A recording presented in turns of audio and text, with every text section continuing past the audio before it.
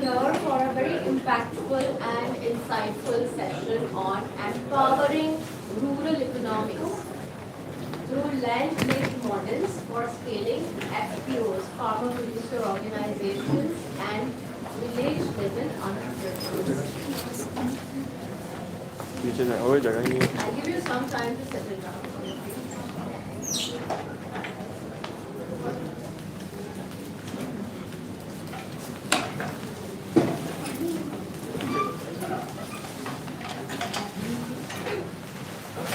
Okay, so the best part about this panel is that we have people from diverse backgrounds.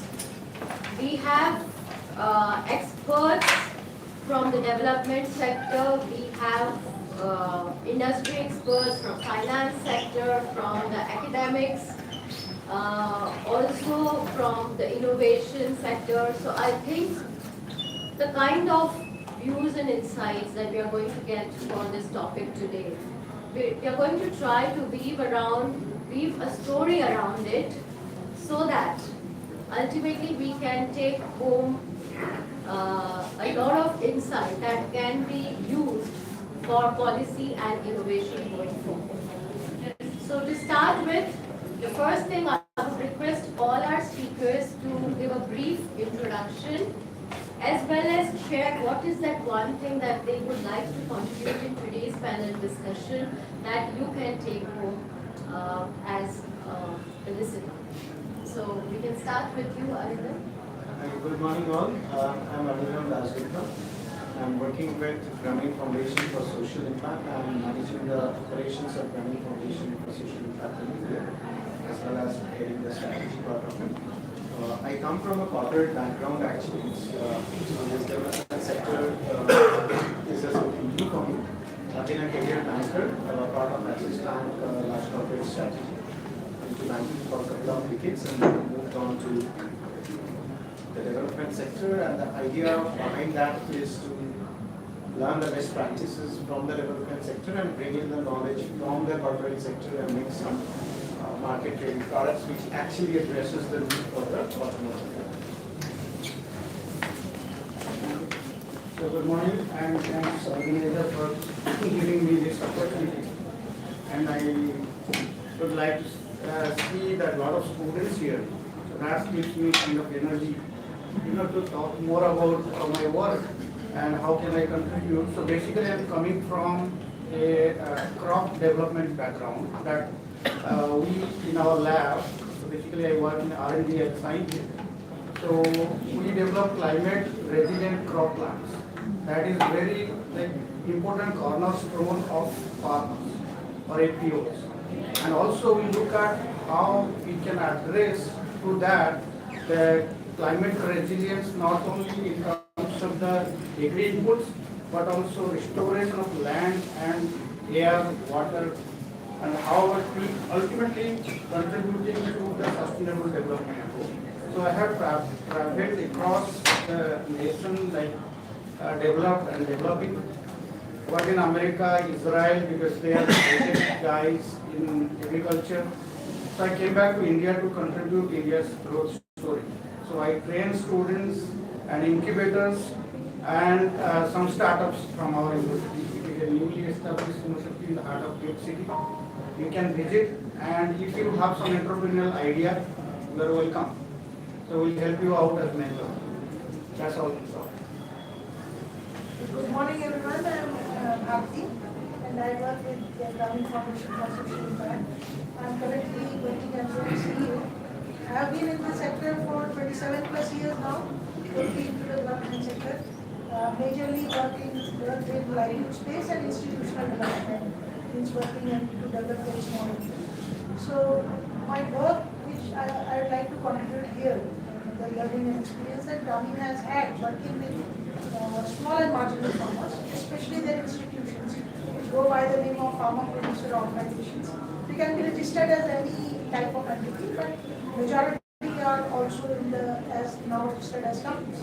So how these institutions can bring in social economic prosperity through their inclusive models, and what has been our experience of what works, does not work, I would like to share. Happy to be with you all.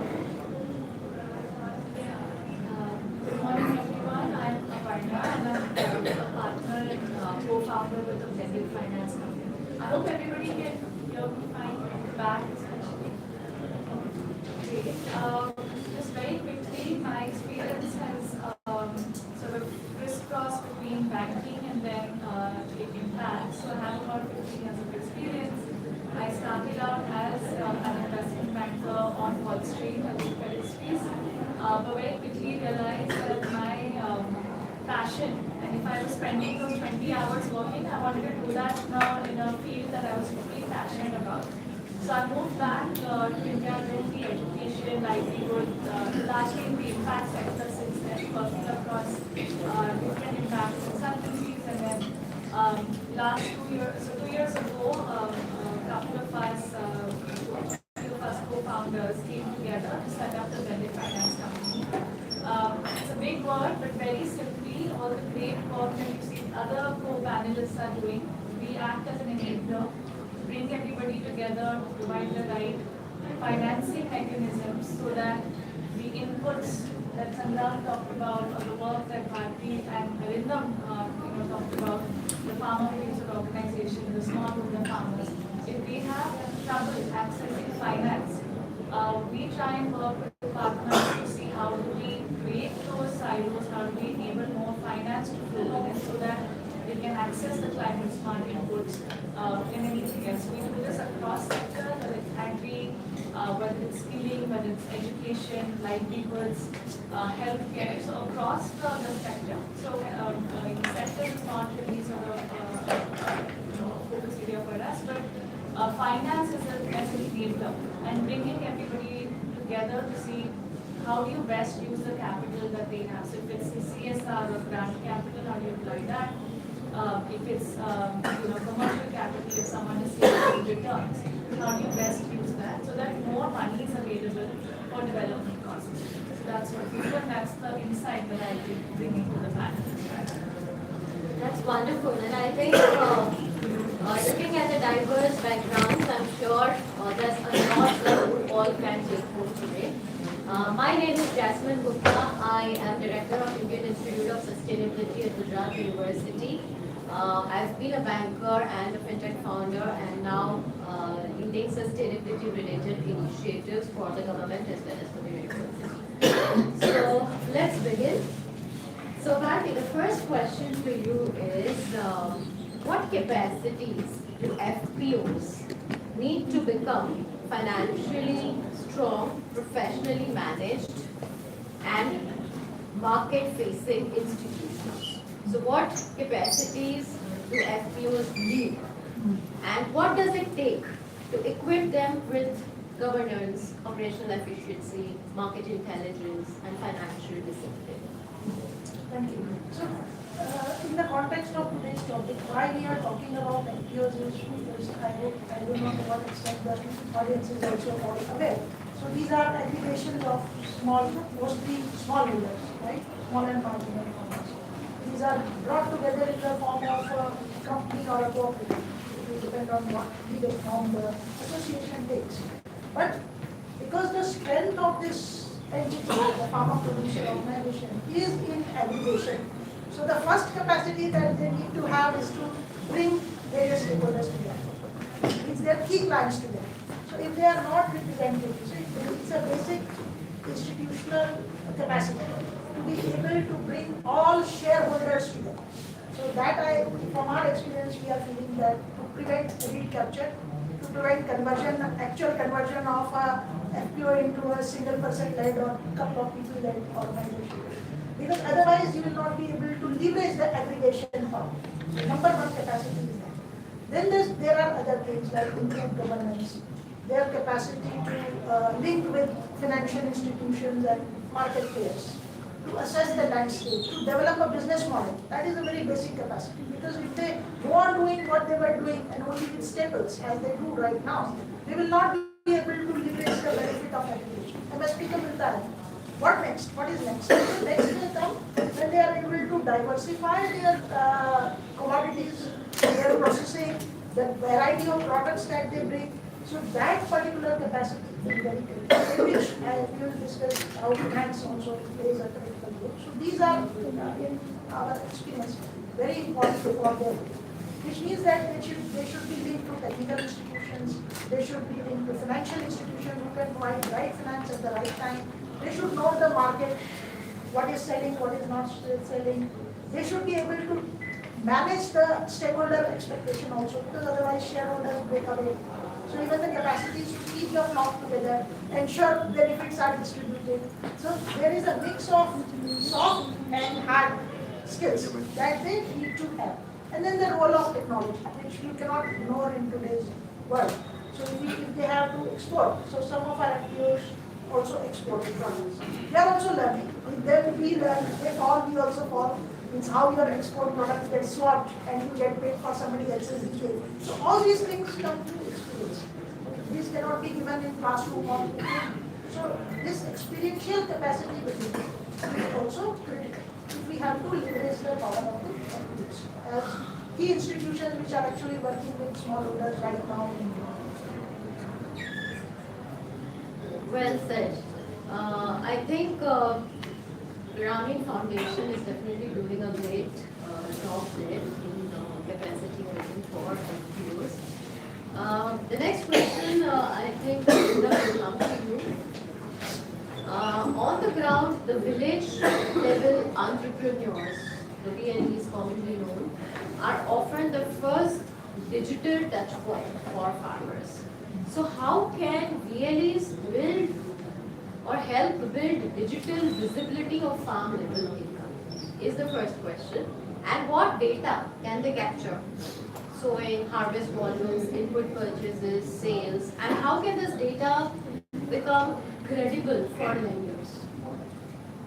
Thank you, Jasmine, for posing this question.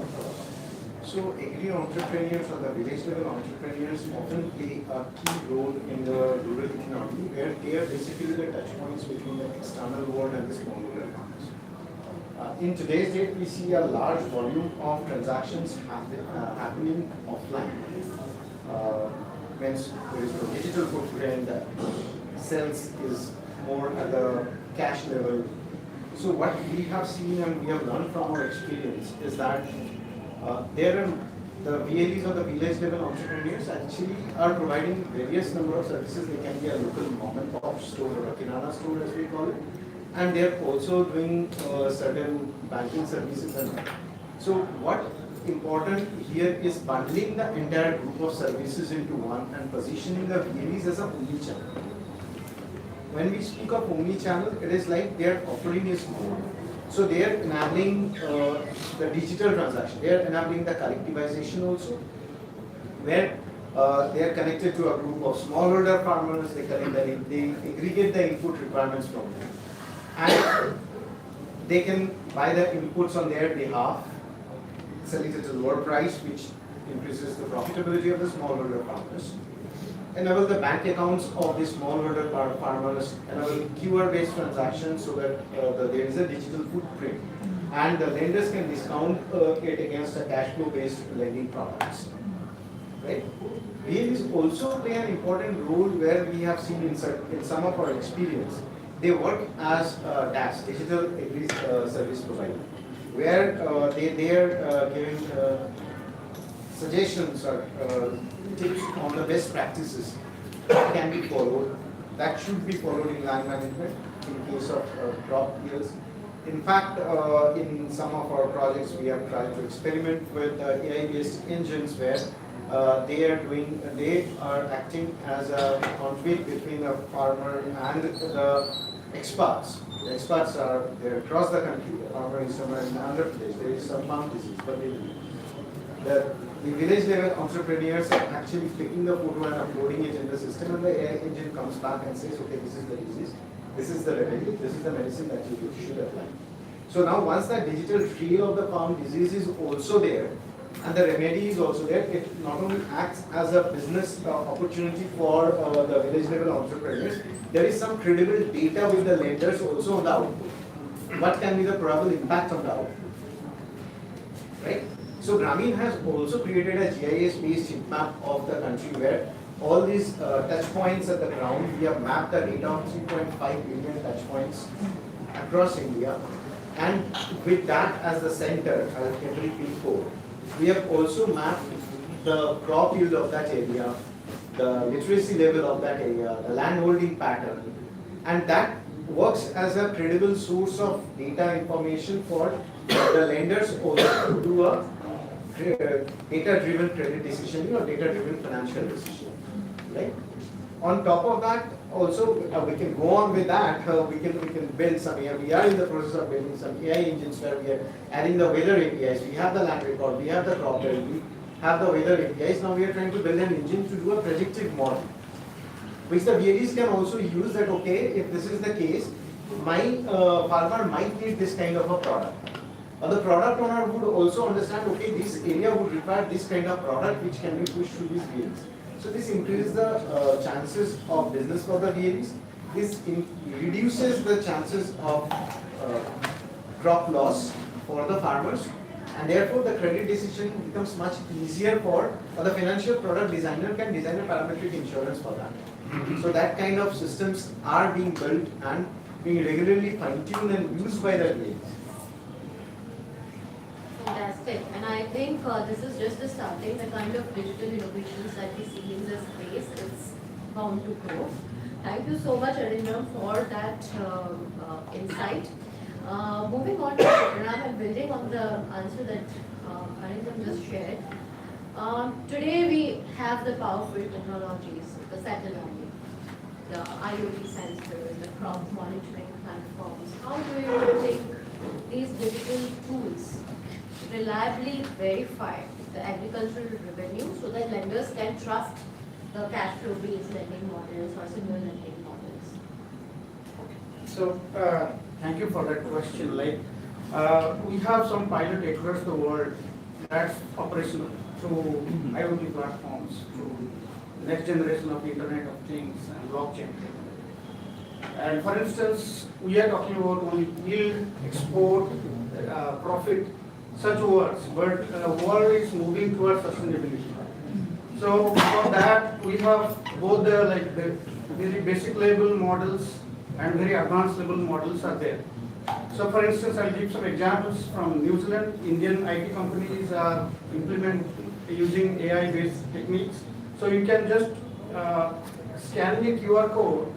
You will know from which field, which day the farmers have harvested, how far it has gone, what is the carbon footprint, to take an informed decision whether you would like to consume that product or not. So that is a consumer empowerment. For instance, everybody has purchasing power nowadays, right? So we buy strawberries, let's say in Indian market, a little bit costs around 350 rupees, 250 rupees, but it traveled from Netherlands, right? So such decisions can be taken because if you are like vocal for local, or you are talking about Atmanirbhar, and it will not only build on that, it will tell how much is the nutrition profile, how much water has been used. For instance, India takes pride in exporting basmati. Last year we have export in the tune of $5 billion US. And for growing 1 kg of basmati of export quality, we spend more than 3,000 liters of water. So it is water export. So who will tell that decision, right? This is the model these different institutions are building. And I would admit, being in government sector will be a little slow. So we need a hand-holding, we have the know-how, but there should be a merge between the to penetrate at the level of farmer through FPOs. We need to have enablers like financial institutions and technology firms, and even the civil society, activism. If everybody will talk about sustainability, the things will happen. And just to remind that India, one model does not fit all. Our agroclimatic system is so diverse, and we should have district level targets on like the resource use efficiency. We are giving a recommendation, let's say, agronomists will come and say that you give 60 kg of urea, 40 kg of DAP, and NPK, and things like that. We teach these to farmers at very basic level, but we don't monitor that how much nitrous oxide is reduced, eliminating, the emitting, what is the carbon status of the soil, what microbiota is getting destroyed out of that. So such data we don't have. So we need much advanced sensors. Thankfully, the ISRO is working very proactively, and we have like satellite imagery. It is needs some kind of validation. Some of my collaborators, we are working on those aspects for satellite positioning that take high resolution data for multiple sensors. We have like more than 72 parameters we are capturing from real data from India's farming field. However, this data is keep on improving with the advancement of technology and reliability. Once those are in place, we'll be able to predict those models much better. But coming to the advanced country, why it happens? Because that is more organized. Unfortunately, we don't have that luxury, and our farm holds are very small, like 2 hectare per farm, or let's say 1.5 meter. So we need help from FPOs here.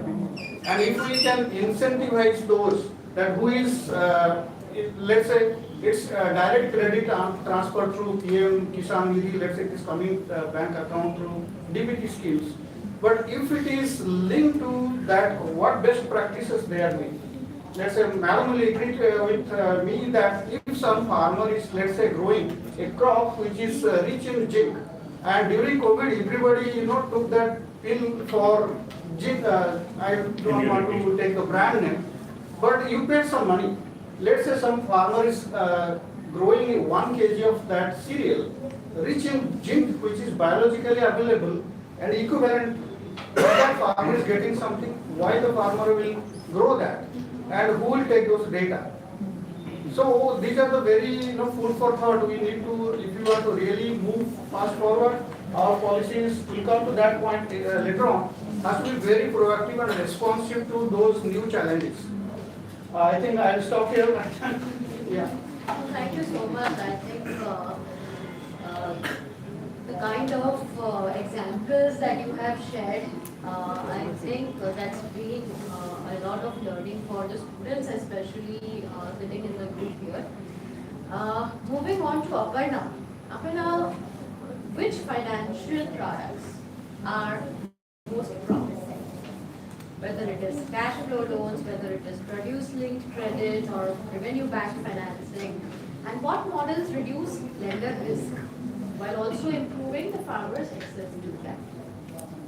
Thank you for that question. And I think one of the panelists said, I think India is such a vast country, we can't be looking at it with, one model fits all. I think finance in that sense is very similar as well, right? I think maybe just building on what Bharti, Sangram and Arvind have already said.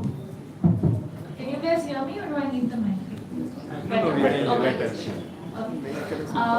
Yeah, so I think coming to what kind of models work best, I think just picking up already from what Bharti, Arindam and Sangram have already mentioned.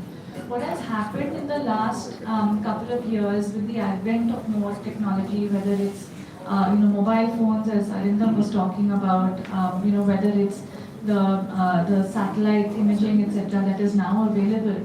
We've constantly been hearing that smallholder farmers don't have access to affordable credit. Unfortunately, that still remains the case.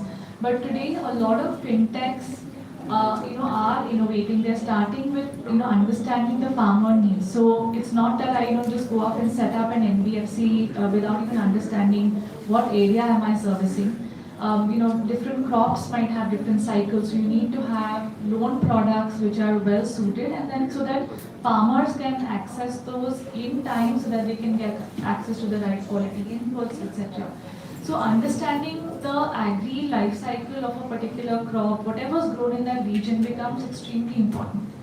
I think keeping this in mind, we are seeing a couple of fintechs who have been innovating, because we do realize, as Bharti also mentioned, a lot of the smallholder farmers, that's 86% of the farmer population today in India, they don't have large size land holdings.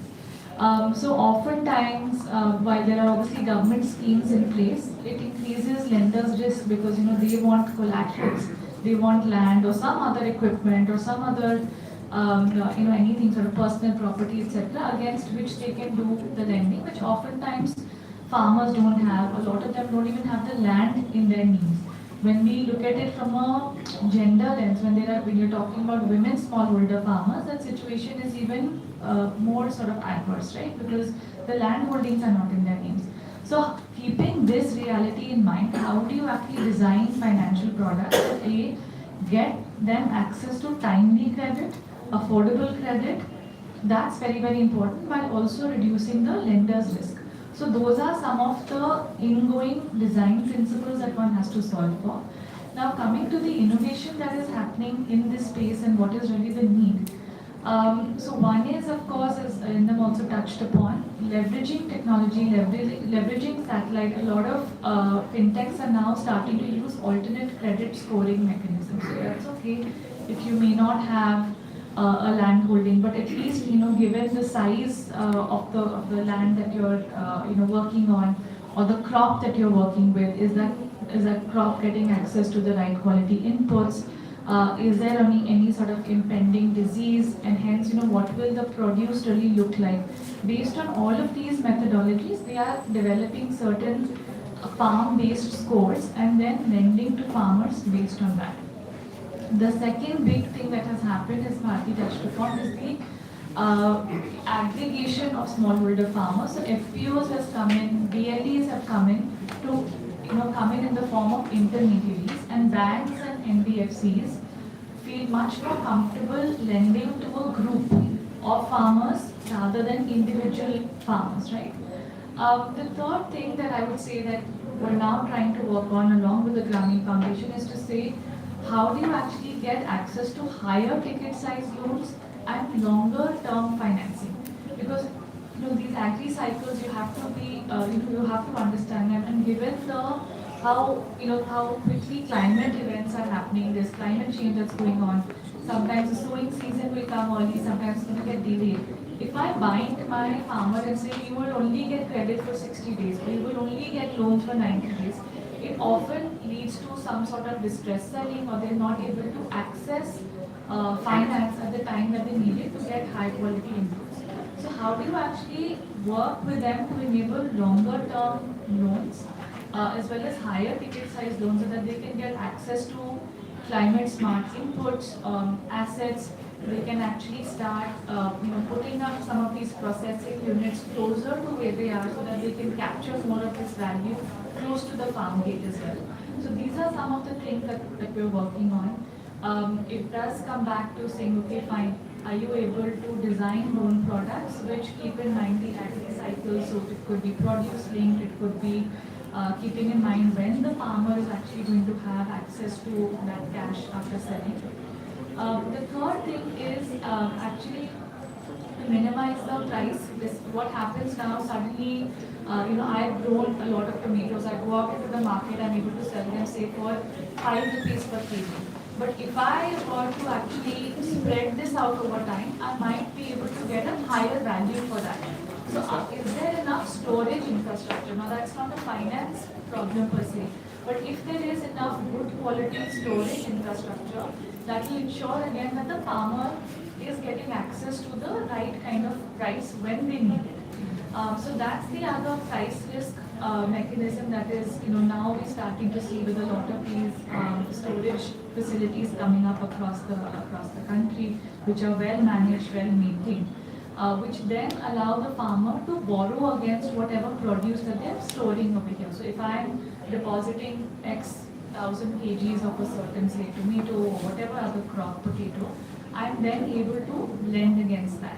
And as and when NBFCs start getting comfortable with saying, okay, how will the value of, say, the potato move, or how will the value of the other crop move, they are then able to give you price against that. Their own understanding needs to improve. So there's a lot of capacity building that's also required at the financial institution level as well, so that they understand what is it that they are underwriting, they understand the risk, and are then able to lend against that as well.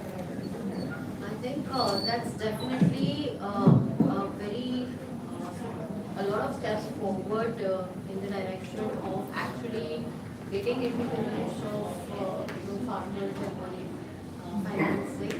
And I think definitely figures play a very important role with all the innovations coming in. And when we talk about financial products, insurance is also one of the products that we talk about. So Arindam, the question to you is how can insurance, whether parametric, whether indexed or yield-based, reduce fluctuations in agricultural income and increase lender confidence? And what are the insurance models that actually work on the ground? If you can share some examples.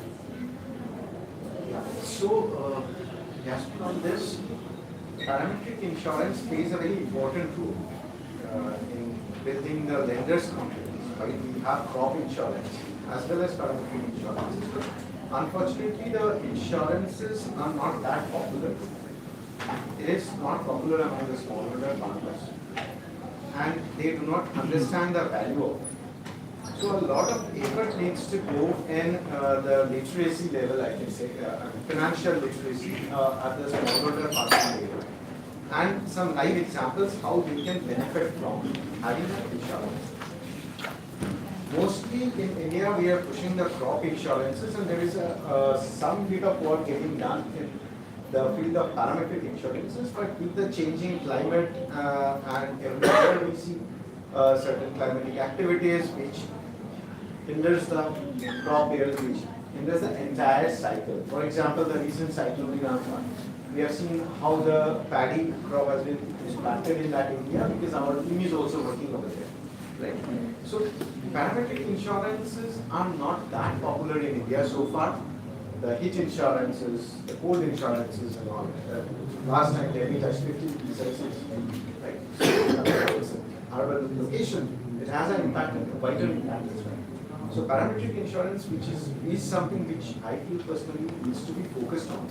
But then to make it popular, the vehicle has to be changed. Instead of insurance per se, insurance coming in as isolation as a product to be sold, the easier way or the more impact creation would be done if it is bundled inside the product, if it is insulated inside the lending product. That automatically brings down the risk of the lender, as well as the farmer is also protected. And the best part of the parametric insurance is that with the happening of that particular event, the payout automatically triggers. Right? So the payout is automatically triggering and hitting the bank account of the smallholder farmer, which ensures the cash inflow in case of some natural activity for which they have already been insured. So this automatically brings down the cost of risk taking from the lender's perspective. And also this can be offered as a group insurance. Like set of producers, set of partners working on certain value chain in a particular district or a particular block can collectively take a group insurance. If the lender is also same, then it can be combined with the lending product as a bundled offer under a group insurance, which brings down the cost of the insurance system. So that way, while we are focusing on crop insurance, I think equal importance should be given to the parametric insurance. Okay. And I think that's a very good suggestion, and I'm sure that's the practice also where the insurance is bundled with the lending product.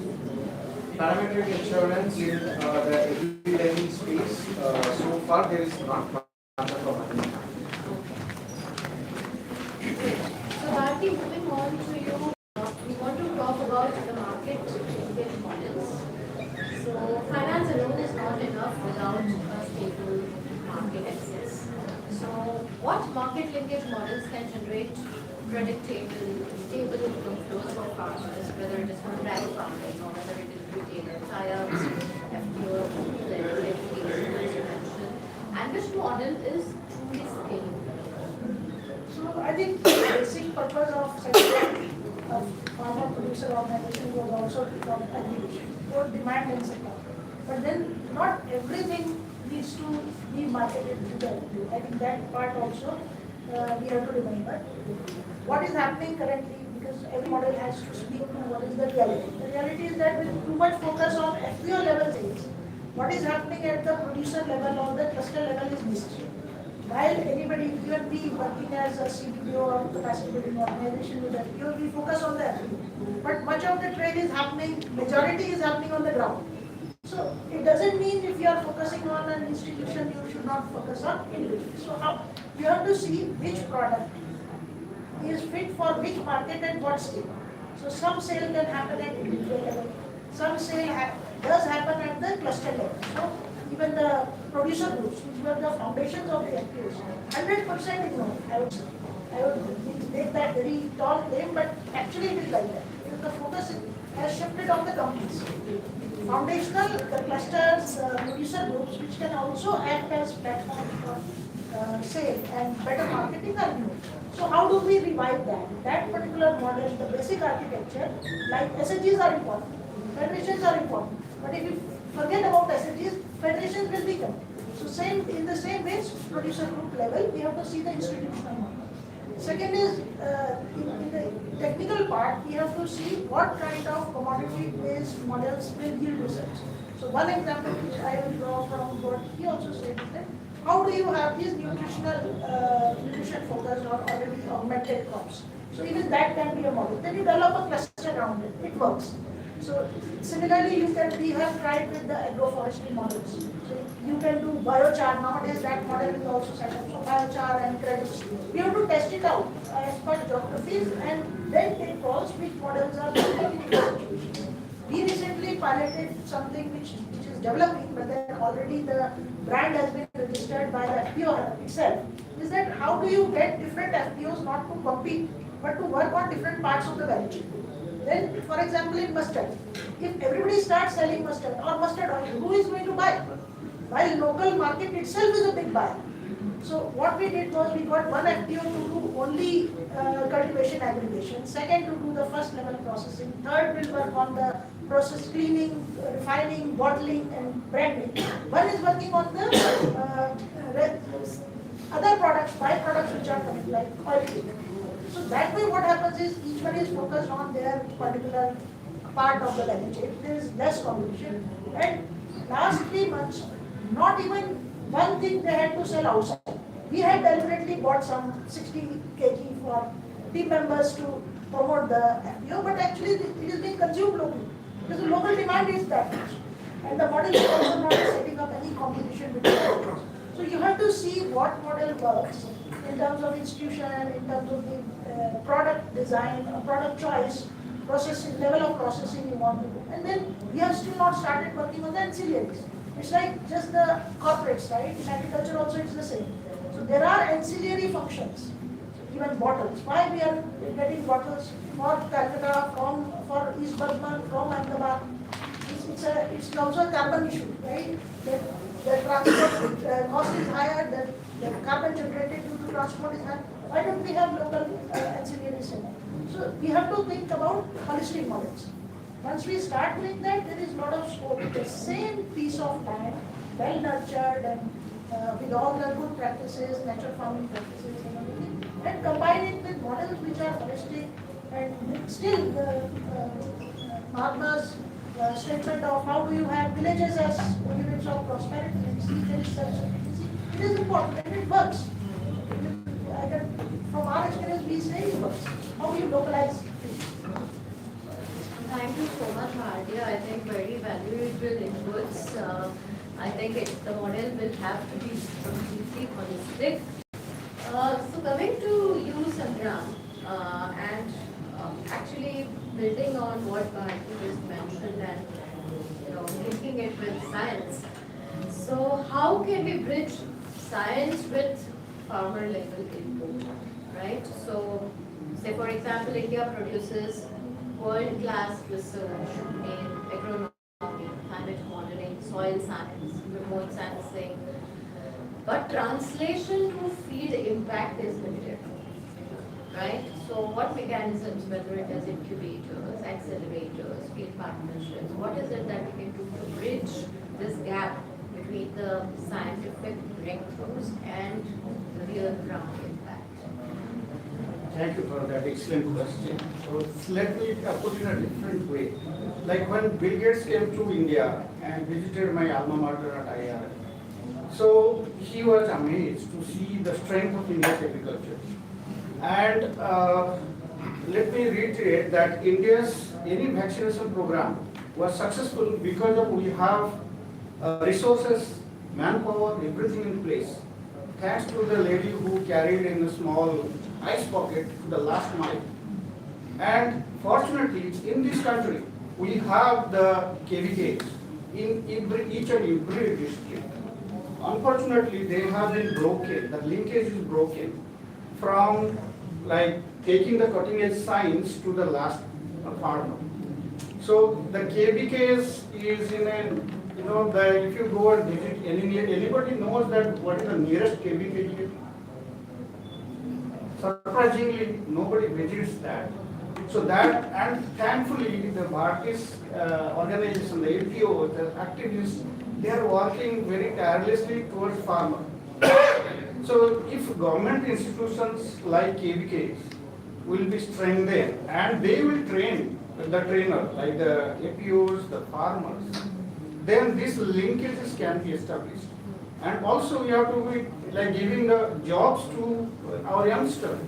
So they are the incubators and the startups. So they are learning through their, let's say, your AI, the YouTube, or some peer learning. But nobody is there to mentor them. So that linkage is critical to strengthen. For instance, I'll give some examples. Well, everybody is crying of like Delhi, NCR's pollution, the air, the water quality. Science has done, we have the know-how how to solve it. Let's say there is residue burning, that's a critical issue, and everybody knows that if we adapt, if the farmer adapt, zero tillage farming as a default practice, no burning will happen.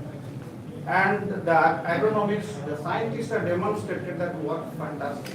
We have like the microbial consortia, if you spray it, within 3 weeks, all the residues will disappear. We have the crops, the seeds, everything, but there is an intent to implement. So scientists cannot, go out and solve all these problems. And sometimes we are forced to visit the farm, the villages. We are not best at it. So that is what is needed. So if, let's say, let's say in Western country, if you have a snow region, whole government machinery will be in the active mode, in a SOS mode.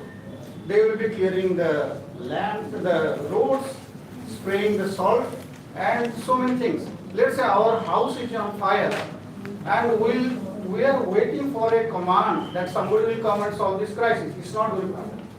So if we have real-time data that our farms are burning, the SOS should be given to the fire department and penalize the people who are doing it, and that should be, those people who are not burning, they should be given some credit. So then only this, exemplary things can be implemented, and proactiveness is important. So fortunately, so it's not that we have not done much. So when India has to, because I proactively work with the Department of Biotechnology, Government of India, that we implemented a policy. We are proud that it is best in the world. That European Union has their own positioning. America has a very liberal policy, but India took a middle path to implement genome edited crops, which are of SDN1 and SDN2 type.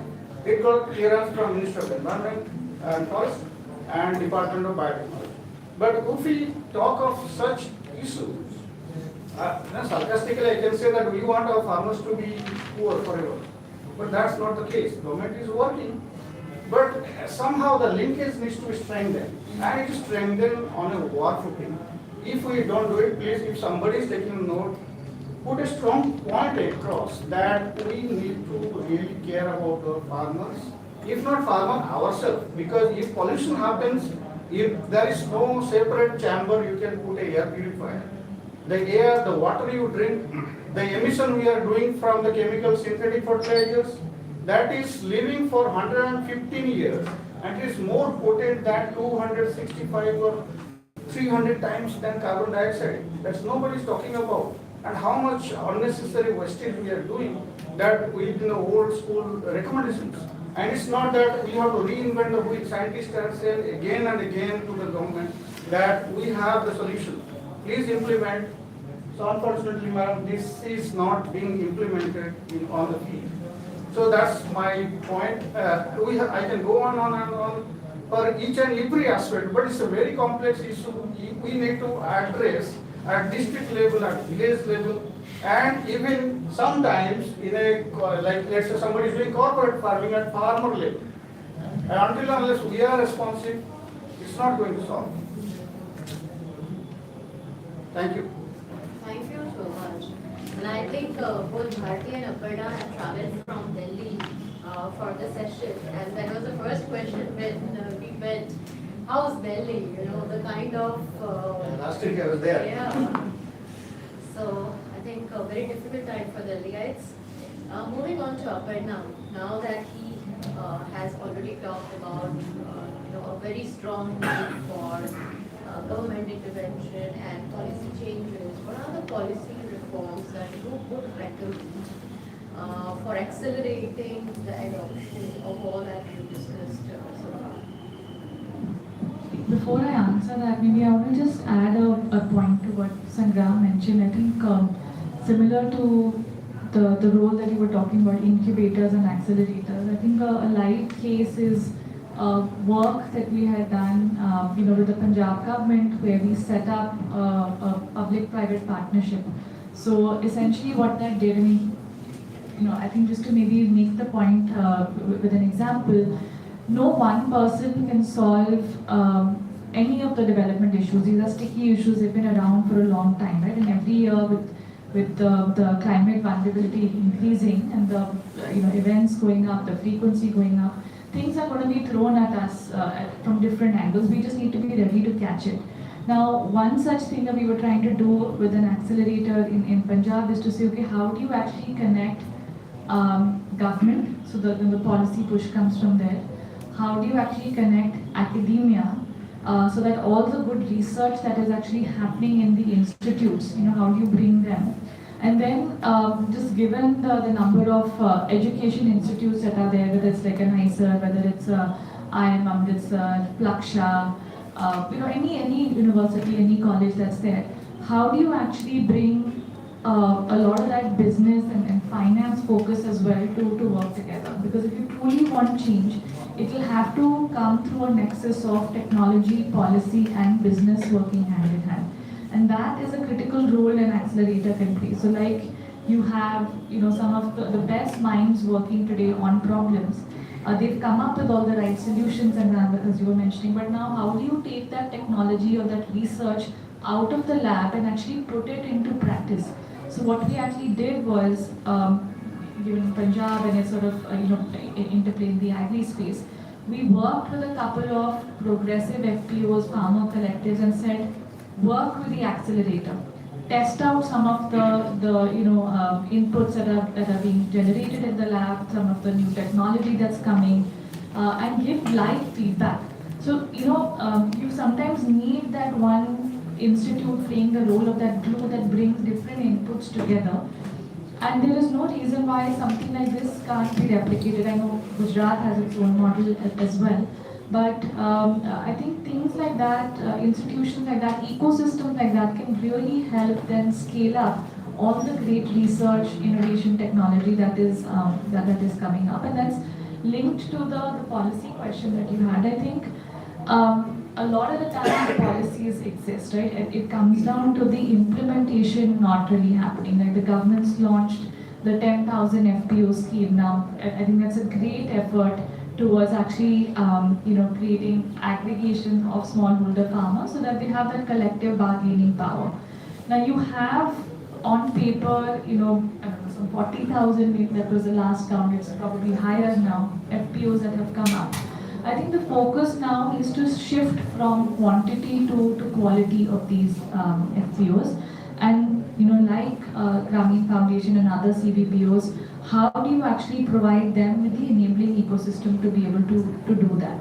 That is, I think, in my mind, very critical, because when you have the right inputs flowing in, whether it's in the form of capacity building, market linkages, finance, it's all going to ultimately flow through these intermediaries like VLEs, like FPOs.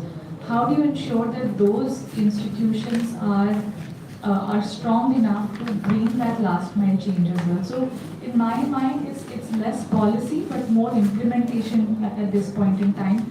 How do you improve governance, bankability, and almost bring about outcomes focused to that, right? It's not about my coming and saying that I have done X number of trainings for farmer producer organizations. What has that actually led to? Can I start holding my stakeholders accountable? I think those are the kind of discussions we need to be having. It's not about introducing one more policy. I mean, we have guarantee schemes in place, we have the FPO schemes in place, NIIF is there. So I think in terms of finance, putting policies, all of that, the government's doing it. It's now about strengthening the last mile infrastructure and how do you actually enable people, because just given the vast country that we have, you need to work with grassroots organizations. So how do you actually work with them, how do you enable them, how do you empower them and bring more accountability at the grassroots? I think those are the questions that we need to really be asking.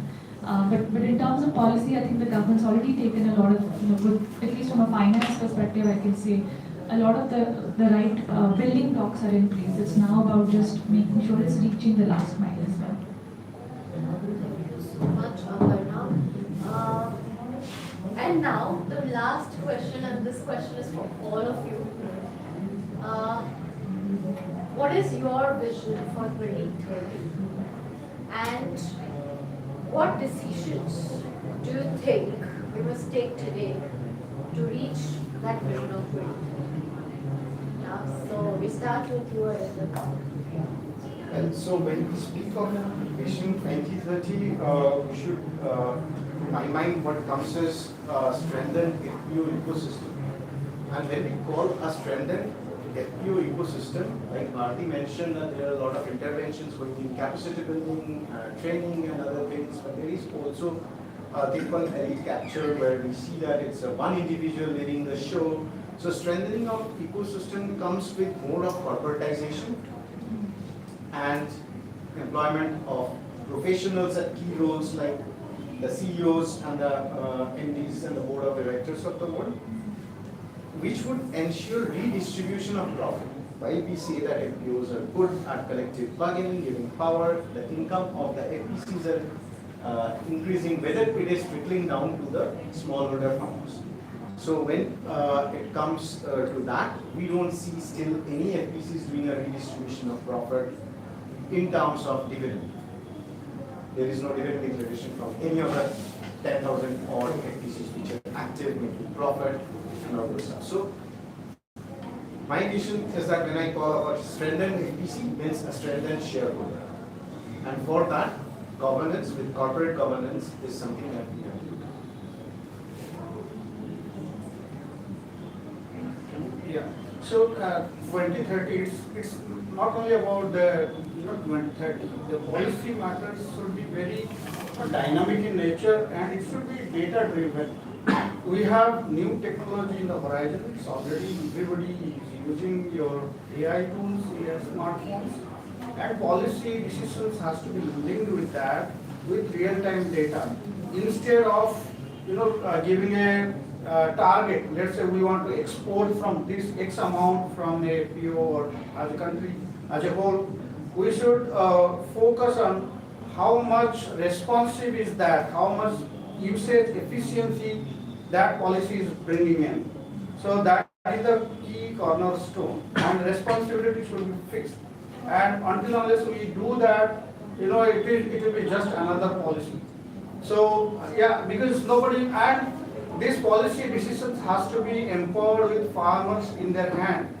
If you are talking of the end user, they should be aware of their rights and do's and don'ts, and they should be rewarded for best practices. So you learn from your peers. Let's say we give some examples, but if somebody is following some best practice and not getting rewarded, So there is no incentive to implement a advanced policy. So we have to reward the best doers and penalize, if not penalize, we are a democratic country, that's okay. If we don't penalize, at least we should not encourage that practice. So then only, and there should be some end level empowerment. Who will implement that policies? So it should be like inhuman, some robots, some sensors. Who will do that? How will monitor that? Let's say I burning my farm, or I am using X amount of fertilizers, or some government officials has taken the very fertile land and allocated for a real estate agent. Who will do that? If we have data? No. So, and if let's say some FPOs is following agroforestry, they have an excellent carbon credit score. Are they going to, because this banking institution will follow there, like are they getting some credits they deserve? So if not, why they will care about it? So everybody is not aware about those things. So we have to be very proactive and implement and reward. So that's the key. Like instead of giving a model like prototyping, we have to scale up those policies at a district level. And it's not the role of a collector or a district magistrate to monitor. It's not going to happen that way. We should have a technocrat. If we are really serious about that, we should people who know the business, they should be in place and monitor. At least if we cannot employ those many inspectors, that's not going to work. At least technology driven, real-time link to the person or organization who are doing the best practice. So if we can scale up this model through policies, then something can work on ground. It's not that it is very bling picture. We have some best examples. They have worked. Let's say, like we have done excellent job in Madam will agree with me that India's record on diversifying the crops is excellent. But what is the cost? The Punjab and Haryana, or Indo-Gangetic plain, when we realize that we have done a very crime. So then we suddenly realized that we have to diversify in one district, one product. That slogan came on time to Prime Minister, and it is implemented. And also there is some emotional issues. We have to be very red flag those things. Let's say everybody is pushing for organics. So we are a country of huge population, and also we have a export. We have to learn from our neighbors. Let's say Sri Lanka. Some government think tank, they advise that entire country should switch to organic. What happened to the tea estate? The economy crashed. So it's not that we should blindly implement organic farming. That's if anybody, common man I talk, they are advocate for strongly for organic. But what basis? We have to preserve our organic ecosystem ambience in a fragile agro ecosystem, not at the best where we are doing it is an integrated farming system. We should not use more fertilizer, more pesticides, or pesticides which are harmful. But there are certain issues that they are very sensitive. The general public will not understand, and if those components will come to the policy, that people will push back, and it's not going to work. So, for instance, we have implemented, despite of all the opposition to the BT cotton in Gujarat, still the 95% of acreage is BT. It's not organic, but it has significantly reduced the pesticide usage. This is technology driven. So, you should talk to the people who know the inside out, and we should have credible data, not emotional or your ideological positioning. So then only it will work.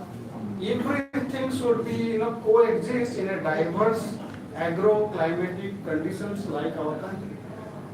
And we have the best practice. We should promote the best practice of organic. get the best cost out of it to the farmer. That is excellent. Northeast is already organic. Many people are promoting for that natural farming system. Excellent. But if we scale up that as a whole, we will not be from food surplus 1965 to here. We have reached a long journey, and I would say that our food security is linked to our national security.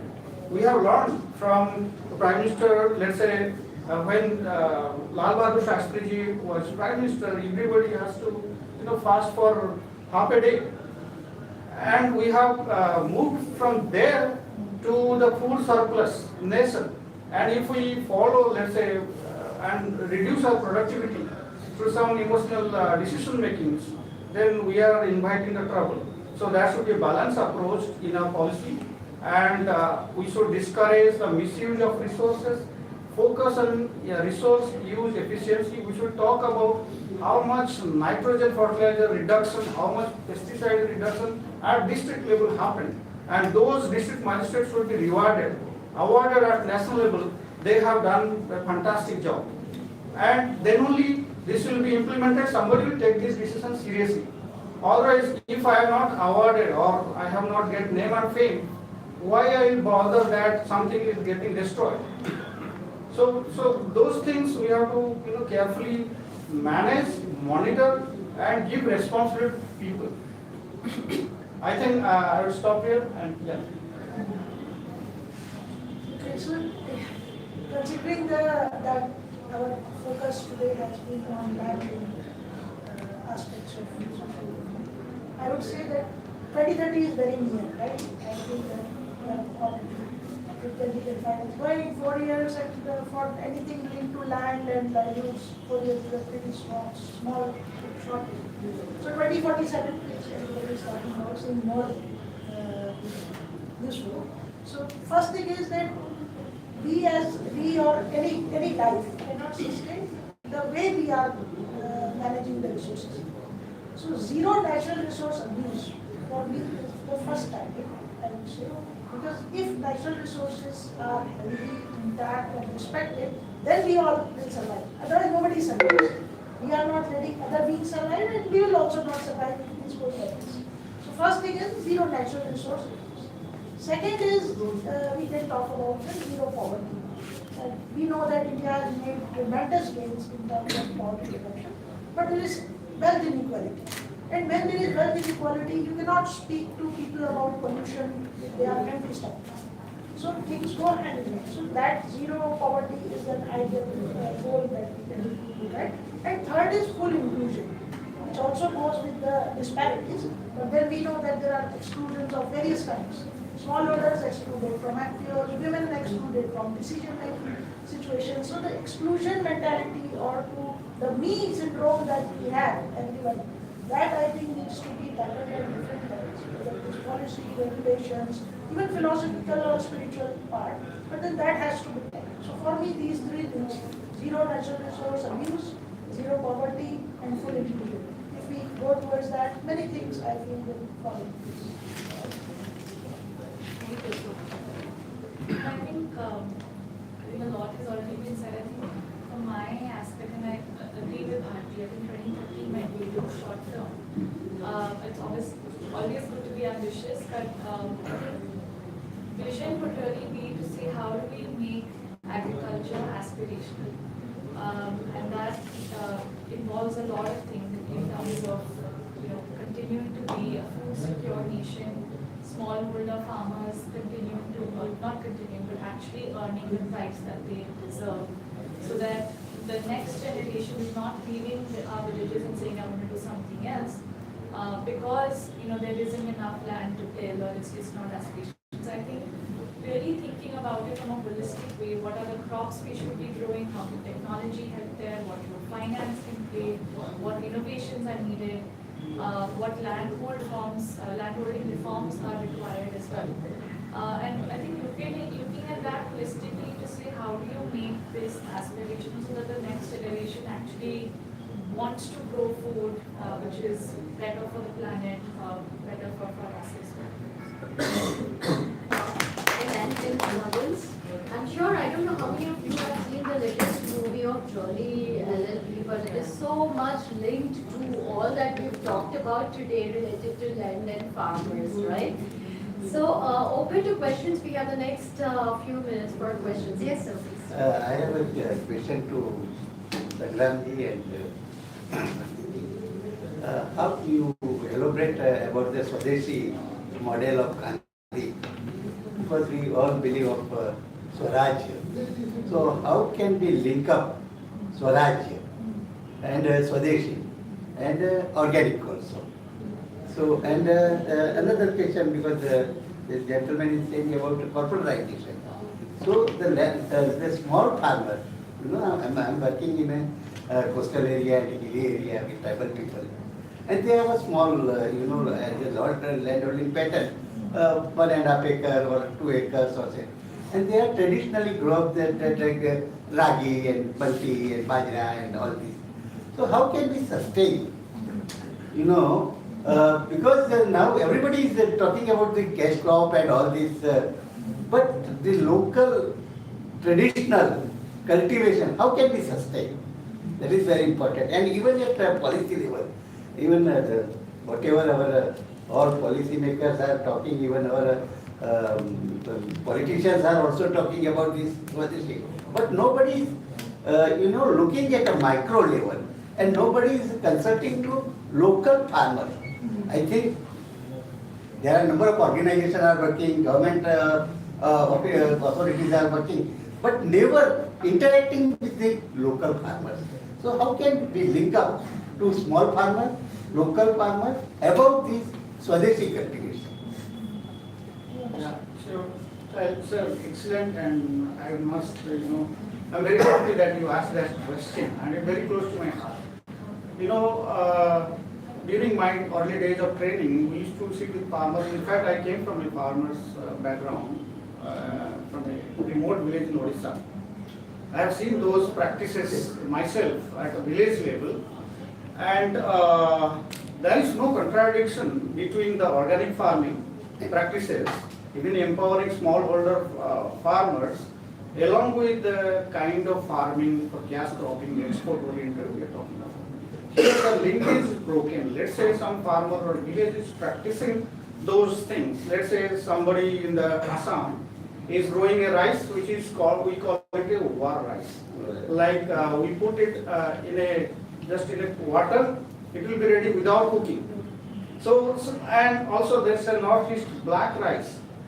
Fortunately, black rice has been marketed or hyped so much that it got the footage is needed. Some things needs to be done at consumer level to get the best price. And we have some farming system models already existing. And thankfully, Government of India, in India as a country, we have the second largest gene bank in the world at NBPJ New Delhi. And what we do is, as a scientific community, we keep those in the cold storage for years and years. And climate is a dynamic process, and we do timely adaptation of those crops. And thankfully, our small farmers are taking that challenge, and that is the best model. So that's what we initially, all the panelists agreed upon, that it has to be get some extra remuneration for the service they are doing to the nation. It's not their Atmanirbhar Gandhiji's concept of empowering the last line person.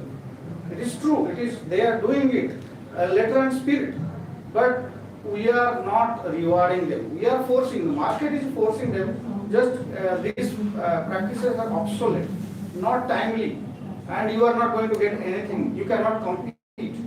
So that's the contradiction we see, and thankfully if they unite and use their land as a live lab. So Gandhiji always used to tell that you have to take the lab to land, and he himself, this cooperative revolution in Gujarat, it's Gandhiji was himself involved, and he always pro-science. So we do pro-science, and at the same time, we should not disregard the ancient wisdom. We don't have to reinvent those things. It is coming from generations and generations. We have to thankfully preserve it. as a national asset. It's a live gene bank. And if some farmer, let's say NBPGR brings a government scheme that if you contribute X amount of your local seed to the gene bank, it's for 100 gram is equivalent to, let's say, 50 kg. It is rewarded. We bring to have, if farmers should raise their voice saying that we cannot sell our premium product in the market. It is a limited edition product. If some farm is, let's say, customizing something and a very premium, priceless, it should not sold in a tela. So it has to something, it's not MSP. We have to fight for that service we are doing, because tomorrow some climate change will happen. Some disaster will come, some pest will, like corona for crops will come. Who will tolerate it?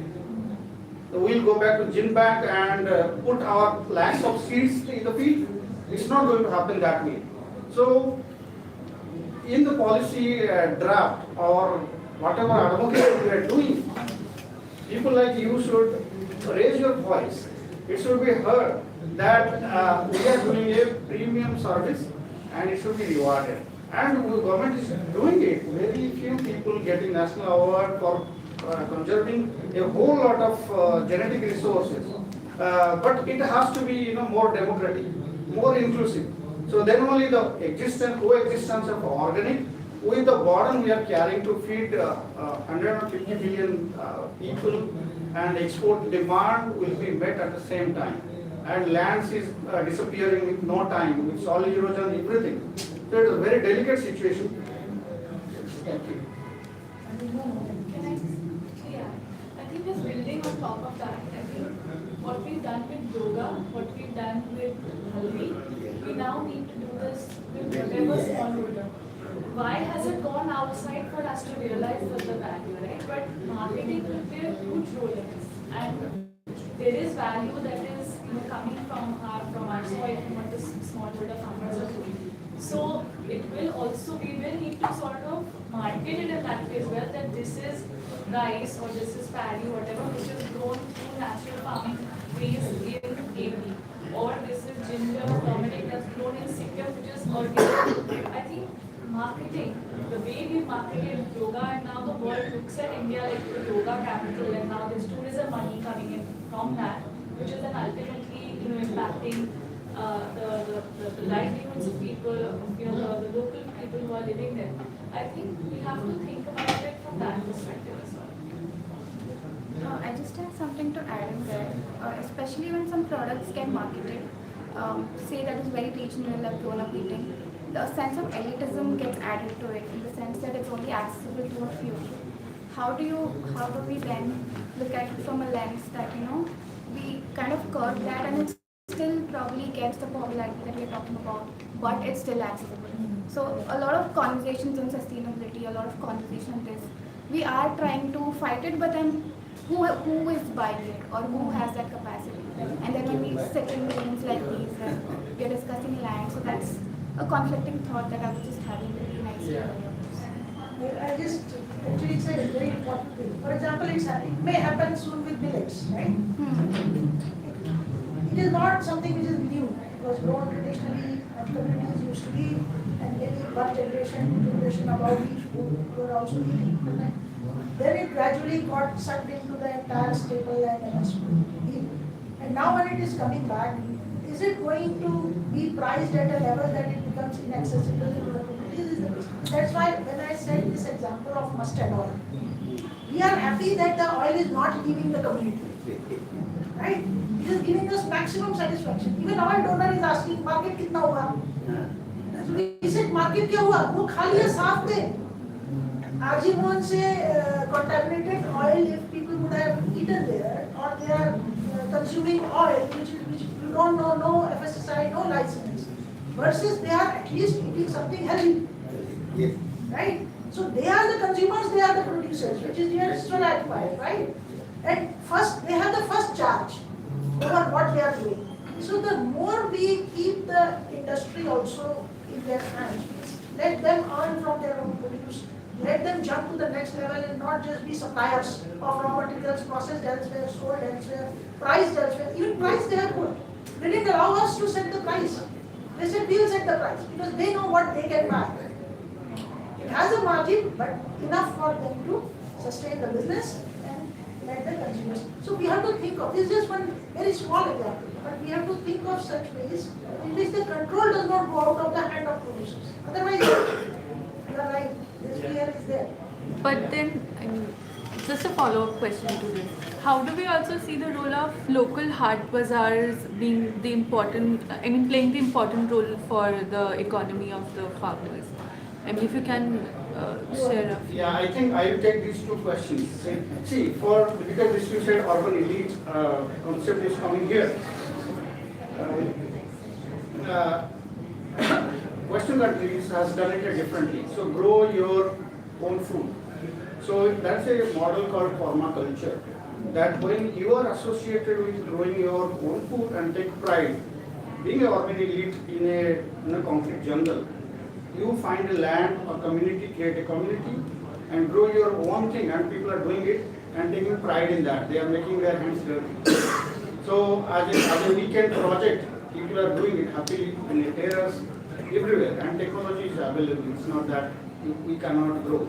And sorry, madam, your another question I forgot. It was about how do we see the role of haat bazaars or the local in boosting the local economy? So it's a cultural thing. You see, when we go for buy the same thing in the European market or American market, what their citizens are doing, they are giving a tip. Like I am taking your premium product and I am not negotiating with you. Rather, I am paying from my pocket. I can afford that. But in contradiction, when we buy from such farmers, we are hard negotiators without rewarding them.